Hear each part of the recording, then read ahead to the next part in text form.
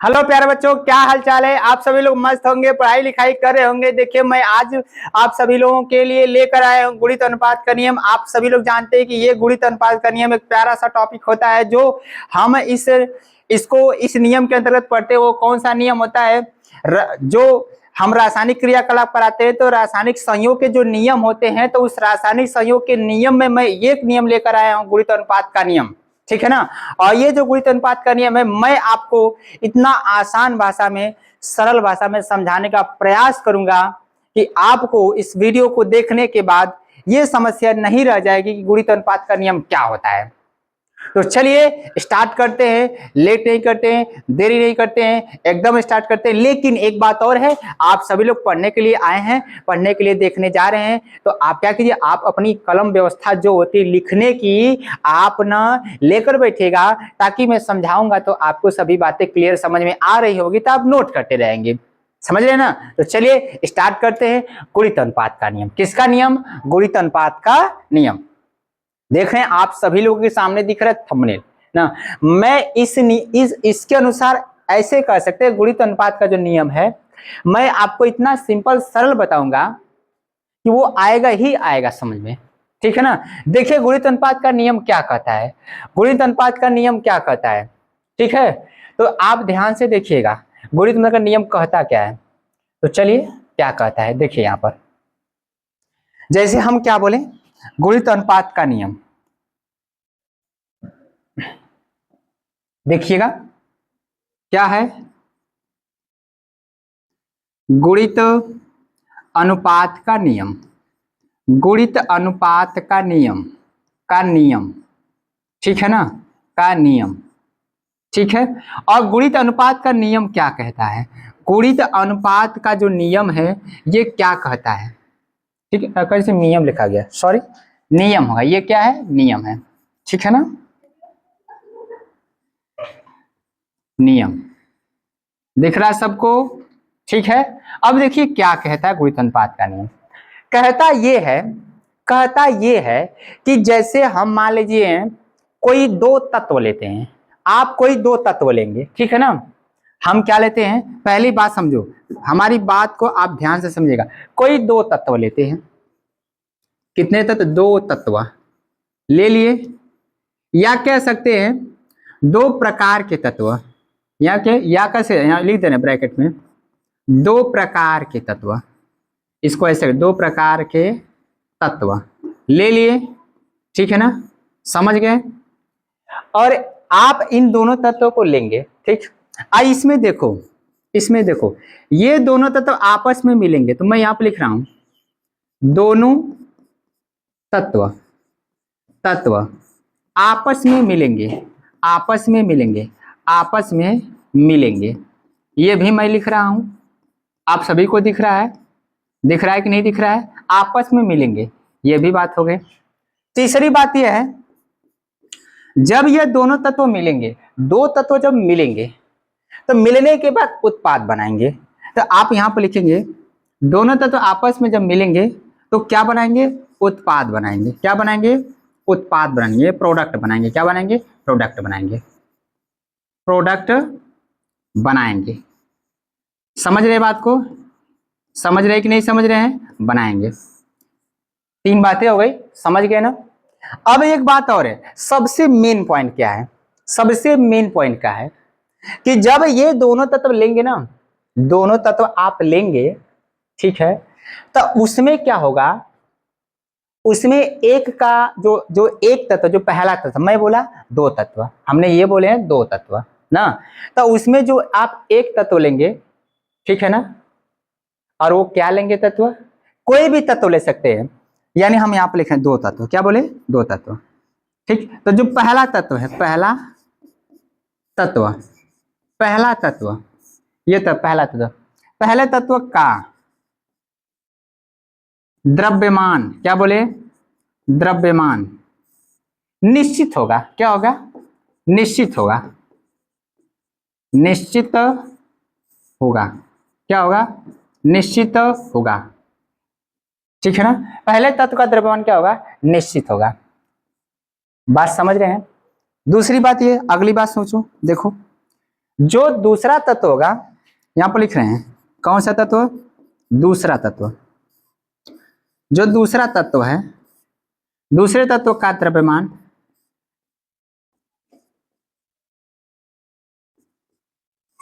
अनिश्चित होगा। क्या होगा, अनिश्चित होगा, अनिश्चित होगा। क्या होगा, अनिश्चित होगा। इतनी बातें समझ गए, समझ गए ना कि आप ना गुणित अनुपात जब नियम सीखने जा रहे हैं, जब सीख रहे हैं, तो आपको ना क्या करना होगा, उसमें क्या कंडीशन, क्या टर्म है। तो पहली बात है, दो तत्व आप लेंगे, दो प्रकार के तत्व लेंगे, या कह ले दो तत्व लेंगे या दो प्रकार के तत्व लेंगे, ले लेंगे। समझ रहे हैं ना। लेने के बाद जब आप उन दोनों तत्व को क्या करेंगे, आपस में मिलाएंगे, आपस में मिलाएंगे, तो जाहिर सी बात है मिलेंगे तो उत्पाद बनेगा। क्या बनेगा, उत्पाद बनेगा। बनेगा कि नहीं बनेगा, बनेगा ना। अब बनेगा, लेकिन सबसे मेन पॉइंट ये बात है, सबसे मेन पॉइंट ये बात है, ठीक। बात क्या है कि ये देखो, जो पहले तत्व का जो द्रव्यमान होगा वो निश्चित लेंगे, मतलब वो निश्चित होगा, और दूसरे तत्व का जो द्रव्यमान होगा वो अनिश्चित होगा। समझ रहे हैं ना। कहेंगे सर जी नहीं समझ रहे, आप थोड़ा सा और समझाइए, एग्जाम्पल के थ्रू समझाइए। जैसे देखो मैं एग्जाम्पल दे रहा हूं, जैसे देखो उदाहरण है, ये क्या है, उदाहरण, उदाहरण, ठीक है ना। जैसे हम कह लिए कि हम क्या लिए, पहला तत्व कार्बन है, पहला तत्व ले लिए कार्बन, ले लिए कार्बन ना, लिए कि नहीं कार्बन, लिए ना कार्बन, ठीक है। और दूसरा तत्व लिए, देखो ये पहला तत्व है, हम इसकी सीरीज यहाँ पर ऐसे लाइन खींच दे रहे हैं, पहला तत्व है, ठीक। और ये दूसरा तत्व क्या है, ऑक्सीजन, ये क्या है, ऑक्सीजन है, ठीक है। ये पहला तत्व और ये क्या हो गया, दूसरा तत्व। मैटर समझ गए, मैटर समझ गए। अब देखो होता क्या है, होता क्या है, होता क्या है कि जो पहले तत्व का जो द्रव्यमान है, पहले तत्व का जो द्रव्यमान है, ठीक है, थोड़ा इसको इस तरह कर लेते हैं और बढ़िया रहेगा और ज्यादा समझ में आएगा।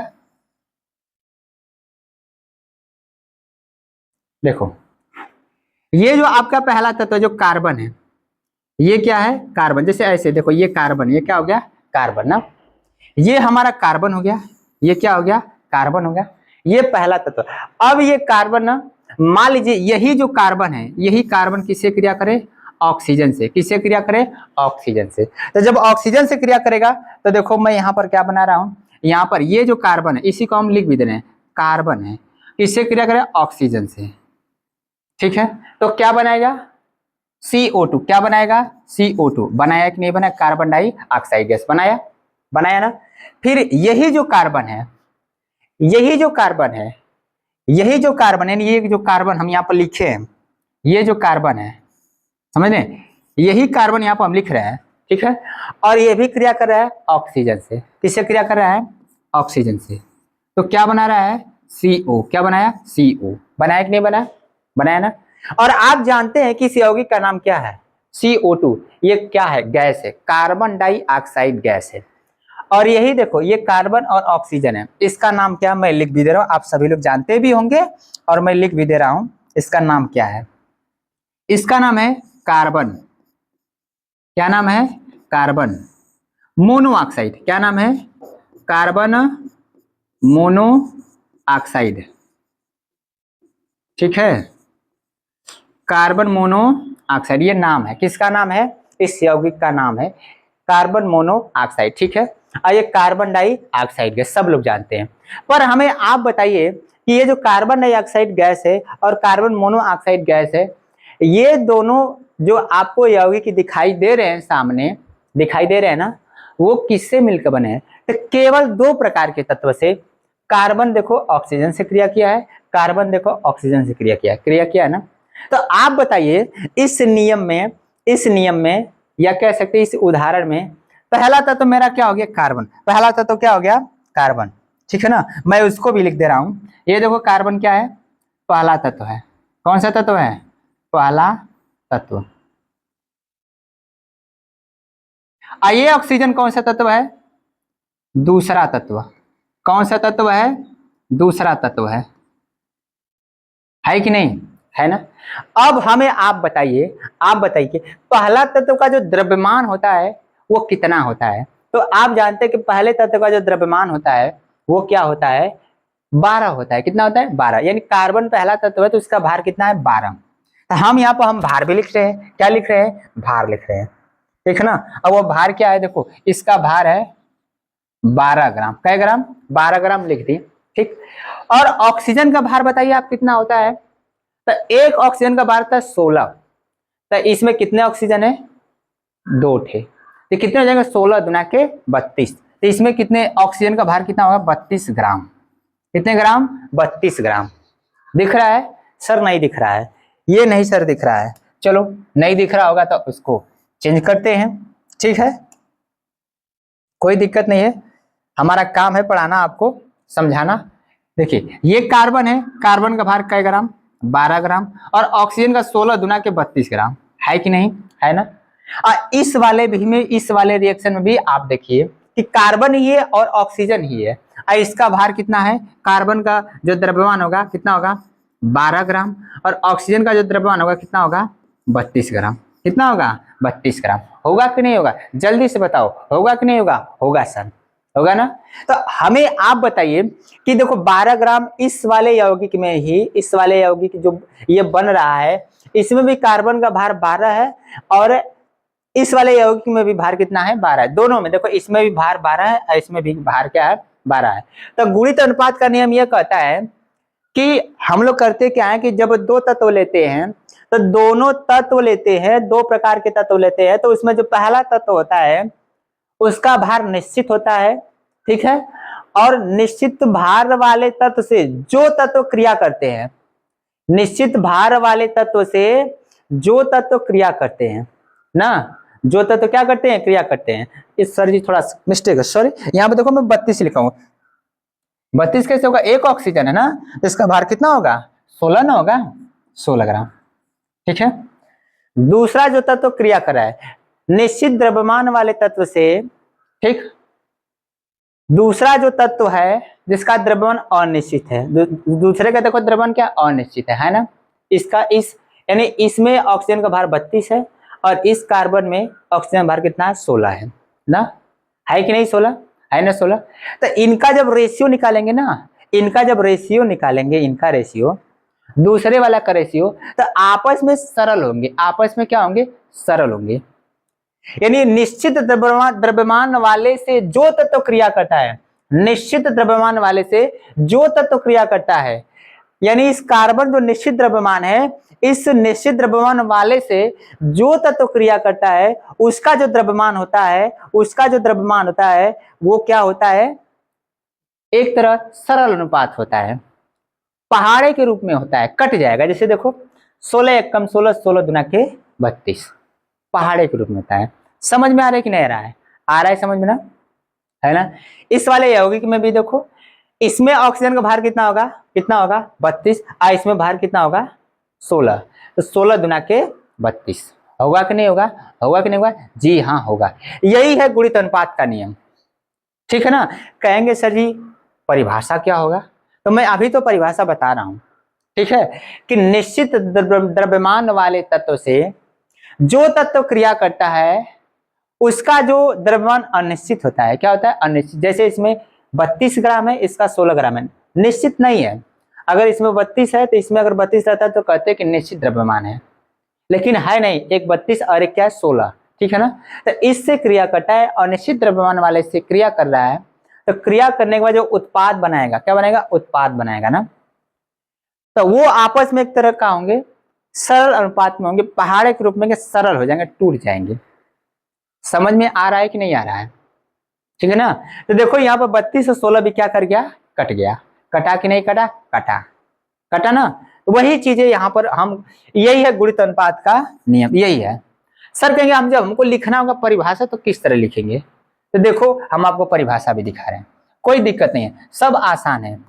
ध्यान से देखो, आप ध्यान से देखो क्या लिखे हैं, जब दो तत्व में आपको हम भी समझा कर आए हैं, कार्बन और ऑक्सीजन दो तत्व आपस में जुड़कर, अभी बोले आपस में जुड़ेंगे, आपस में एक से ज्यादा अलग अलग चीजें यानी यौगिक बनाती है, यानी कार्बन ऑक्सीजन से क्रिया करके एक बनाया कार्बन डाइऑक्साइड गैस, और यही कार्बन और ऑक्सीजन से क्रिया करके क्या बनाया, CO कार्बन मोनोऑक्साइड बनाया ना। तो यहाँ पर दो तत्व हैं, दो प्रकार के तत्व हैं, और दो प्रकार के यौगिक भी बना दे रहे हैं, कार्बन डाइऑक्साइड और कार्बन मोनोऑक्साइड, वही चीज लिखा है।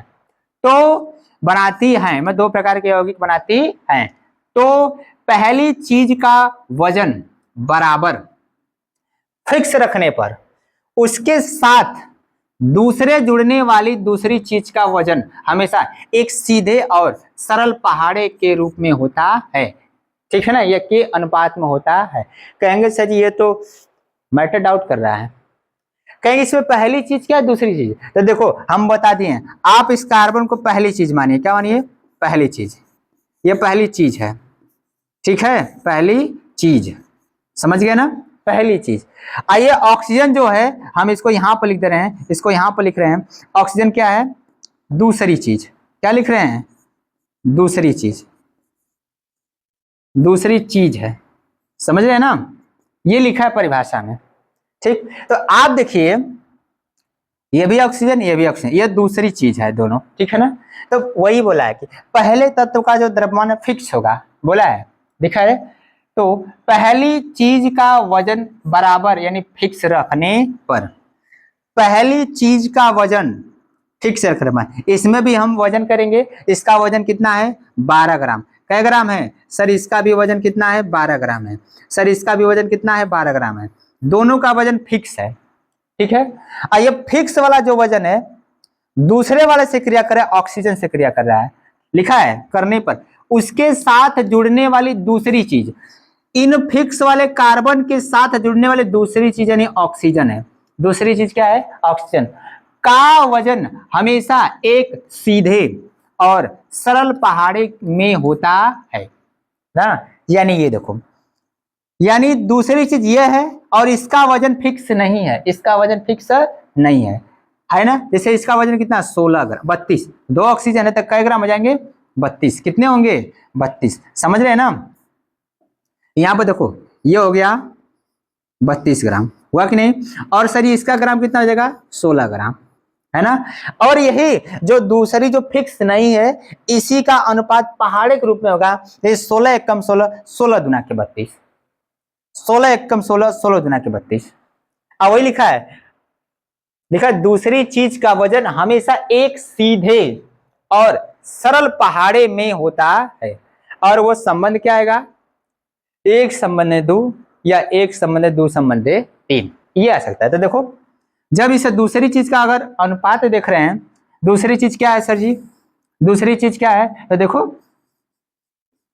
क्या है, दूसरी चीज का अनुपात, क्या बोले, अनुपात, अनुपात, अनुपात, है ना। तो बताओ कितना है, ये 32 है या 16 है ना, यानी देखो O2 का कितना है 32 ग्राम और ऑक्सीजन का कितना है 16 ग्राम, ठीक है ना। जब इसको घटाएंगे पहाड़ा, 16 एकम 16, 16 दुना के 32 होता है, पहाड़ा पढ़ते नहीं तो पढ़ दो, तो यही हो गया, कटाएंगे तो 16 एकम 16 और 16 दुना के 32 होगा ना, तो क्या आएगा, यानी इसका रेशियो निकलेगा, देखो रेशियो क्या आएगा, इसका रेशियो क्या निकला 2:1, ठीक है। कहेंगे सर जी 2:1 है, सर जी इसमें 1:2 लिखा गया है, मैटर क्या है, तो पहले क्या रखे, पहले तो ऑक्सीजन रखे हैं, पहले 2 है तो इसका ऐसे लिख O करेंगे फिर 1 करेंगे, फिर क्या है यानी O2 है, फिर ये O हो गया, O2 और O, ठीक है। सर जी इसी को उलट देंगे तो क्या हो जाएगा, ऐसे कर दें 1:2 कर दे तो क्या हो गया, तो 1 वाला ये हो जाएगा और ये O2 हो गया, दोनों रेशियो है, समझ रहे हैं ना। तो यानी हमारा आंसर ये भी सही है और ये भी सही, दोनों सही है ना। यही गुणित अनुपात का नियम है, गुणित अनुपात का नियम, ध्यान से परिभाषा समझ लो, देख लो, ठीक है, समझ में आ गया, नोट कर लिए, है ना, परिभाषा भी देख लिए, ठीक, नोट कर लीजिएगा। अब एक और उदाहरण समझते हैं, हम उदाहरण से और क्लियर हो जाएंगे कि गुणित अनुपात का नियम क्या है। दूसरा उदाहरण देखिए, मैं आपके सामने लेकर आ रहा हूं उसको, ठीक है ना। दूसरा देखो ध्यान से, आपके सामने दिख रहा है नाइट्रोजन और ऑक्सीजन का जुड़ना, इसमें भी दो प्रकार के तत्व हैं। वही गुणित अनुपात के नियम लगाने के लिए दो प्रकार के तत्व आप लेंगे, ठीक है ना। और वही मैं ले रहा हूं, कुछ अलग नया नहीं ले रहा हूं। मैं बार बार बोल रहा हूं, कुछ अलग नया नहीं ले रहा हूं, ठीक है ना। दिख रहा है कि नहीं दिख रहा है? सबको दिख रहा होगा, कोई परेशानी नहीं होगा। अब सर जी कैसे ले रहे हैं, क्या ले रहे हैं, इसको भी थोड़ा जरा समझाइए। देखो नाइट्रोजन और ऑक्सीजन का हम क्या ले रहे हैं, एक उदाहरण बना रहे हैं। इसमें भी नाइट्रोजन और ऑक्सीजन दो प्रकार के ही तत्व है। तीसरा कोई नाइट्रोजन ऑक्सीजन के अलावा कोई तीसरा हम hydrogen, helium, beryllium, calcium, sodium कुछ नहीं मिलाए हैं, केवल दो प्रकार के एलिमेंट है। ये दोनों प्रकार के मिलके जो एलिमेंट तीन चार या कैसे 5 प्रकार के यौगिक बना देंगे। जैसे यहाँ पर देखो 1 2 3 4 5 ये बनाया ना है कि नहीं, ये बनाया है। यानी ये आप ध्यान से देखो, इस वाले यौगिक में भी N2O है, यानी नाइट्रोजन और ऑक्सीजन है, नाइट्रोजन है और क्या है, ऑक्सीजन है। इस वाले यौगिक में भी नाइट्रोजन और ऑक्सीजन है ना। इस वाले यौगिक में भी क्या है, नाइट्रोजन और ऑक्सीजन है। इस वाले यौगिक में भी नाइट्रोजन और ऑक्सीजन है, इस वाले में नाइट्रोजन और ऑक्सीजन है। केवल दो प्रकार के ही एलिमेंट है, समझ रहे ना। दो प्रकार कहेंगे सर जी कहाँ होते, हमें 5-7 प्रकार के हैं, ले 5-7 प्रकार के लोग को था है नहीं ना। अरे वो तो संख्या है, परमाणु की संख्या है कि 5-7 गो परमाणु हैं, ठीक है। प्रकार बोला कि कई प्रकार के उसमें परमाणु है, तो ये प्रकार नाइट्रोजन का है और ऑक्सीजन का है, भले उनकी संख्या ज्यादा हो जाए वो अलग बात है, समझ रहे हैं ना। तो इनमें भी क्या होगा, एक का द्रव्यमान फिक्स होगा और एक का द्रव्यमान फिक्स नहीं होगा। जिसका फिक्स नहीं होगा उसी का एक सरल पहाड़ा निकल के आएगा, जिसका द्रव्यमान फिक्स नहीं होगा उसी का सरल पहाड़ा निकल के आएगा, समझ रहे हैं ना। चलिए इसको भी हम सरल करके देखते हैं कैसे होता है सरल, ठीक है ना। जैसे देखो देखो हम यहाँ पर लिख रहे हैं, क्या लिख रहे हैं, ध्यान से देखिएगा समझ में आ जाएगा। देखो हम यहाँ पर लिख रहे हैं पहला तत्व, क्या लिखे, पहला तत्व, ये पहला तत्व है, ठीक है। इसके बाद देखो ये क्या हो गया, दूसरा तत्व है, ठीक है ना, समझ रहे हैं ना। और आपको मैं अभी बताया कि पहले तत्व का जो वजन होगा सभी में सेम होगा, ठीक है। तो हम कहेंगे सिर्फ पहला तत्व और दूसरा तत्व में क्या ले रहे हैं, तो पहले तत्व में हम लेते हैं क्या, पहले तत्व में लेते हैं मतलब नाइट्रोजन, क्या लेते हैं, नाइट्रोजन। और दूसरे तत्व में क्या लेते हैं, ऑक्सीजन, क्या लेते हैं, ऑक्सीजन। समझ रहे हैं, बात समझ रहे कि नहीं समझ रहे हैं, ठीक है। जैसे आप यही देखो, ध्यान से देखो, अभी हम आपको दिखा के आए हैं, दिखाएं कि नहीं, नाइट्रोजन और ऑक्सीजन दिख रहा है ना, नाइट्रोजन और ऑक्सीजन देखो वही है और सभी में है, उसी तरह हम यहाँ पर ले रहे हैं, ठीक है ना, देख सकते हैं नाइट्रोजन लिए और क्या लिए, ऑक्सीजन लिए, ठीक है, कोई दिक्कत नहीं। अब इसके बाद देखो जो नाइट्रोजन ले रहे हैं इसकी संख्या क्या लेंगे, 2 लेंगे, कितनी लेंगे, 2 ले 2, ठीक है। और इसमें एक ऑक्सीजन है, कितने ऑक्सीजन है, एक ऑक्सीजन है। और ये दोनों मिलकर क्या बना देंगे, ये दोनों मिलकर क्या बनाएंगे, N2O बनाएंगे, क्या बनाएंगे, N2O बनाएंगे, ठीक है। और अब ये नाइट्रोजन लिया ऑक्सीजन लिया, अगर मान लेते हैं कि यही हमारा नाइट्रोजन है, देखो ये वही चीजें है, अलग नहीं है, यही नाइट्रोजन है N2, और ये कितने ऑक्सीजन से, 2 ऑक्सीजन से क्रिया करे तो क्या बन जाएगा, N2O2, ये बनेगा ना, 2 से 2 कट जाएगा, सरल हो जाएगा, तो क्या बन जाएगा, NO, क्या हो जाएगा, NO हो जाएगा ना, 2 से 2 कट जाएंगे। फिर इसी तरह ले लेते हैं, तीसरा और ले लेते हैं, यहां पर N2 लेते हैं, ठीक है। और ये क्या करता है, ये क्रिया करता है O3 से, किससे क्रिया करता है, O3 से, ऑक्सीजन से ही क्रिया कर रहा है, O3 से कर रहा है, ठीक है, ओजोन जिसको बोलते हैं। और क्या बनेगा, N2O3, ये बन गया, N2O3 ये बन गया, हो गया ना। इसी तरह लेते हैं N2O4 से, ठीक है, तो क्या बनेगा, N2O4, ठीक, ये बनेगा ना, बनेगा कि नहीं बनेगा, बनेगा। सर इसको हम सरल कर दे क्या, और इसको सरल पहले में कर दे क्या, हाँ कर दो, 2 1 कम 2, 2 दूना के 4, ये 2 से 2 कट जाएगा और 2 दूना के 4, तो हम यहाँ पर ब्रैकेट में लिख सकते हैं NO2, लिख सकते हैं कि नहीं लिख सकते हैं, 2 का पहाड़ा पड़ेंगे, 2 दूना के 4, 2 बार में 4 कटेगा ना, लिखे हैं, N 2 से 2 कट जाएगा, NO2 हो जाएगा। इसी तरह हम लिखे N2O5, क्या लिखे N2O5 लिखे ना। इसमें देखो इसका करेंगे तो क्या आएगा N2O5 है कि नहीं। देखो कई प्रकार के यौगिक बनेंगे, 5 प्रकार के बने कि नहीं बने 5। सर कहेंगे गुणित अनुपात का नियम लगाइए इस पर, क्या सही हो रहा है कि नहीं हो रहा है। देखो आप देखिए, मैं बोला यही, मैंने क्या बोला, मैंने यही बोला कि जो पहला तत्व है, पहले तत्व इसका द्रव्यमान का होगा फिक्स होगा, फिक्स ना, निश्चित होगा। जैसे देखो यहाँ पर नाइट्रोजन है, क्या है नाइट्रोजन, तो नाइट्रोजन का एक नाइट्रोजन का द्रव्यमान कितना होता है, तो आप जानते हैं कि जो एक नाइट्रोजन का जो द्रव्यमान होता है वो कितना होता है 14, कितना होता है 14, ठीक है ना। कहीं कहीं 15 भी लिखा जाता है, 14 दशमलव करके होता है, इसलिए एक्यूरेट लेने के लिए 15 हो जाता है, तो दिक्कत नहीं है, 14 हम लिख रहे हैं, ठीक है ना। समझे कि नहीं समझ रहे हैं, तो 14, एक नाइट्रोजन का भार कितना है 14 है ना।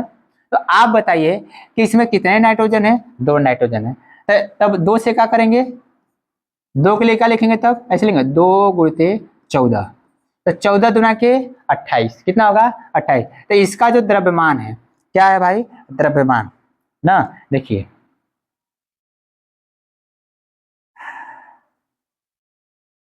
चलिए इसी से लिखते हैं, यानी इसका जो द्रव्यमान है कितना होगा, देखिए तो आप बताएंगे 28 ग्राम, कितना ग्राम 28 ग्राम। इसका द्रव्यमान बताइए, एक ऑक्सीजन का द्रव्यमान आपको हम बताएं 16 होता है, कितना होता है, तो इसका द्रव्यमान कितना ग्राम है 16 ग्राम है ना।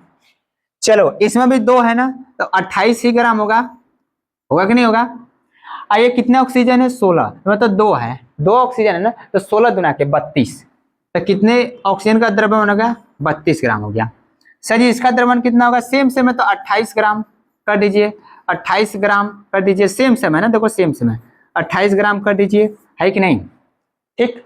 और इसका देखो ये कितना होगा 16 32, एक 3 है ना, तो 16 यहाँ 48, तो यानी 48 ग्राम, कै ग्राम 48 ग्राम।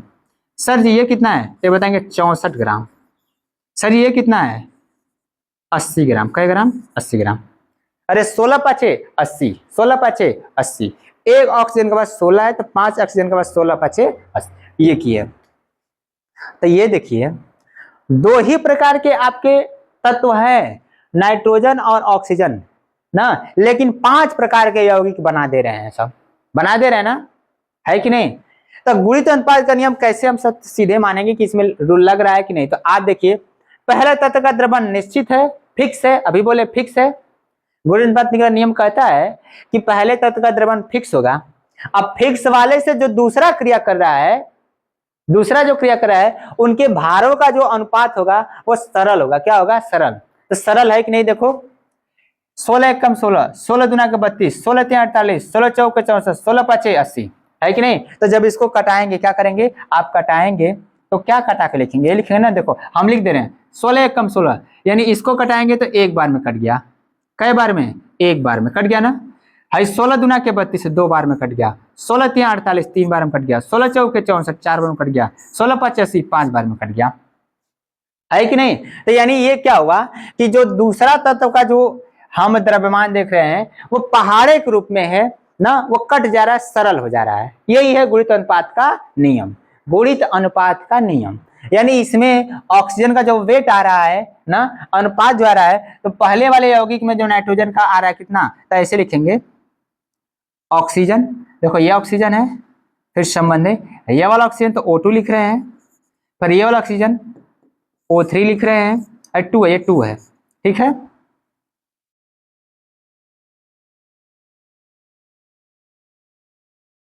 टू कर रहे हैं अनुपात, ठीक है। फिर इसके बाद देखो O4 कर रहे हैं, और क्या कर रहे हैं O5 कर रहे हैं, देख रहे हैं ना O5 है। लिख दो भार, इसका क्या है जो काटे हैं, तो इसका आया सर जी कितना आया है, यानी इसका आया 1, सर जी इसका आया 1, सर जी इसका कितना 2, सर जी इसका कितना है 3, सर इसका कितना है 4, और इसका कितना आया है 5, क्या आया है 5, है कि नहीं। तो यही क्या है, यही हमारा क्या है, यही जो आपके सामने दिख रहा है ना, जो ये दिख रहा है सामने, यही हमारा सरल गुणित अनुपात का नियम है। किसका नियम है, यही हमारा आंसर है, क्या है आंसर है कि नहीं, समझ में आया ना। यही सरल गुणित अनुपात का नियम है, या गुणित अनुपात का नियम है, समझ में आया कि नहीं आया, आया ना। पहला फिक्स होगा, फिक्स वाले से दूसरा क्रिया करेगा और उसका द्रव्यमान फिक्स नहीं, दूसरे वाले का द्रव्यमान फिक्स नहीं होगा और आपस में सरल के रूप में होंगे, पहाड़े के रूप में होंगे। यही तो है गुणित अनुपात का नियम।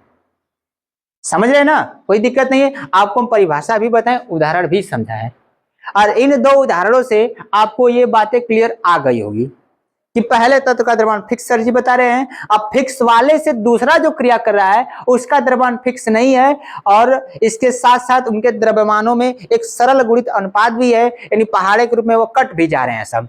दूसरा वाला फिक्स नहीं है और आपस में 16 कम 16 16 32 16 43 16 64 16 85 पहाड़े के रूप में कट भी जा रहे हैं। यही तो है गुणित अनुपात का नियम। ठीक है, तो मैं आपको दो उदाहरण दिए, समझ में आ गया ना, कोई दिक्कत नहीं। सर जी कहेंगे इन सभी का नाम क्या होगा इन सभी का नाम क्या होगा? तो देखो आपको इधर नाम भी हम दिखा है, कोई दिक्कत नहीं, आप देख लीजिए, है कि नहीं?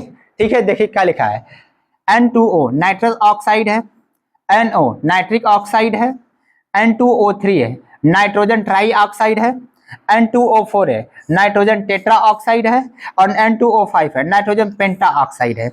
ठीक है ना, बात समझ रहे हैं? अरे 5 के लिए पेंटा लगाते हैं, इसलिए नाइट्रोजन का नाइट्रोजन, अब 5 के लिए पेंटा है तो पेंटा ऑक्साइड, O का मतलब ऑक्साइड है। 4 का टेट्रा लगाते हैं तो tetra oxide, nitrogen tetra oxide. 3 के लिए ट्राई लगाते हैं तो नाइट्रोजन है तो नाइट्रोजन, 3 के लिए ट्राई और ऑक्सीजन 3 बार है ना, तो ट्राई ऑक्साइड हो गया। आई सिंपल है तो नाइट्रिक, मतलब इसमें 2 हैं सर जी। NO सर जी आप कैसे बता दिए? अरे ये चीजें ऐसे है, N2O2 है, ये चीजें है हमें सर जी। पहला वाला का पहला वाला ये है, पहला वाला में N2O है, ये है, ये इसका है, समझ रहे हैं ना? 2 से 2 कट गया तब NO लिखा गया है। ठीक है, कोई दिक्कत नहीं, नाम आपके सामने नोट कर लीजिएगा, पढ़ लीजिएगा, समझ लीजिएगा। ठीक है, कहेंगे से ये नियमवा जो आप बताएं नियम देले क्या, ये के देले है? क्यों देले होई, क्यों बतौले तो होई, कोनो इंसान मनई तो रहल होई तो उन्हें ना बतौले होई, है कि नहीं? तो देखिए आप सभी लोग एक ऐसे वैज्ञानिक है जो फेमस वैज्ञानिक है और माने जाने वैज्ञानिक है, शायद अगर वो नहीं रहे होते ना तो बहुत कुछ बातें नहीं पता चली होती ना। और आप देख रहे हैं वो फेमस वैज्ञानिक कौन है, ठीक है ना? तो देखिए आपके सामने दिख रहा है डाल्टन, क्या है? डाल्टन, देख रहे हैं ना, वैज्ञानिक डाल्टन, है कि नहीं? वैज्ञानिक डाल्टन ने 1803 में, किस सन में? 1803 में बनाया था। सर जी क्या बनाया था? गुणित अनुपात का नियम। ठीक है, गुणित अनुपात का नियम। आपसे पूछा जाएगा गुणित अनुपात का नियम किसने बनाया, तो बताएंगे वैज्ञानिक जो डाल्टन जी थे 1808 ईस्वी में बनाए हैं। ठीक है ना, मान लीजिए बना दिया, लेकिन बनाने के बाद ये होता है कि उसे प्रूफ करना होता है, लोगों के सामने दिखाना भी होता है ना। तो उसके बाद क्या, उजागर, किसकी बात करने? उजागर। तो बर्जीलियस जी आए, कौन आए? बर्जीलियस जी ने इसकी जांच करके इसे सही बताया था ना। यानी डाल्टन जी बना रहे हैं और बर्जीलियस जी उसको जांच कर रहे हैं कि ये सही बनाया कि गलत बनाया है, और जांच करने पर सही निकल के आया था ना। तो इसीलिए इनका नाम उजागर हो गया, डाल्टन का और बर्जीलियस का ना। तो डाल्टन जी गुणित अनुपात के नियम को 1800 किस सन में? 1803 में बताए हैं। ठीक है, उसके बाद बर्जीलियस जी इसको जांच किए, एनालिसिस किए, जांच किए, परीक्षण किए कि ये सही है कि गलत है। आज जैसे ही सही निकला इसको उजागर कर दिए। समझ में आया? कोई दिक्कत नहीं। तो ये आपको जो मैं आज समझाया हूं, आई होप आप सभी लोगों को अच्छा लगा होगा, वीडियो समझ में आया होगा। अगर समझ में आया है वीडियो तो इस वीडियो को लाइक कीजिएगा, शेयर कीजिएगा और लोगों के बीच में पहुंचाइएगा, बताइएगा। ठीक है, कोई दिक्कत नहीं।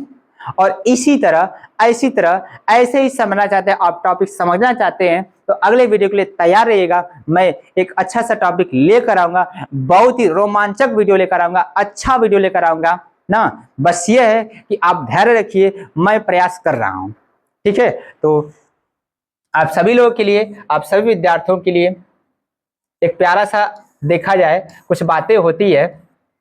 ठीक है ना, बस अवशेष इसमें टॉपिक नहीं थे।